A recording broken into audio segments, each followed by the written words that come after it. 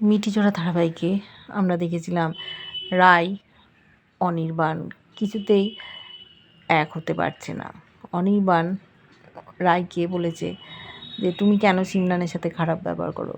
বলেছে দেখো তোমার সেরম হলে তুমি সিমরানকে বিয়ে করে নাও, আমি বাড়ি ছেড়ে চলে যাচ্ছি। বলছে এই সব কথা কেন, ও বাড়ি ছেড়ে চলে যাবে, বাচ্চা নিয়ে যাবে। অনির্বাণ কিছুতেই বাচ্চাটাকে নিয়ে যেতে দেবে না। বলছে আমার মেয়েকে আমি ছাড়বো কেন, তুমি গেলে চলে যাও।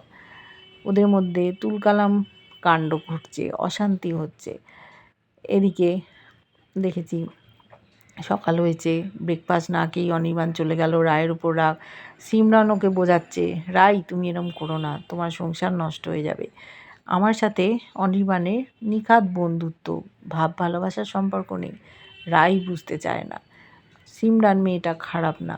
ওদিকে স্রোতের বাড়িতে এসছে নীলু, ক্রান্তি, ওদেরকে বোঝাচ্ছে ওর শ্বশুরমশাই তোমরা সৎ পথে থেকে গরিব মানুষের সেবা করার চেষ্টা করো, পুলিশ তোমাদের ছাড়বে না, তোমরা কেন অসৎ পথে থাকবে। অনেক লোক উপার্জন করে অসৎ পথে, তাদের টাকাগুলোই ছিনিয়ে নিয়ে যায় ক্রান্তি আর তার দলবল। এগুলো করতে বারণ করেছে, না হলে ওদেরও ক্ষতি হয়ে যাবে। ক্রান্তি যদি শেষ হয়ে যায় তাহলে গ্রামবাসীদের কে দেখবে। ওরা কি বুঝলো স্রোতের শ্বশুরমশাইয়ের কথা?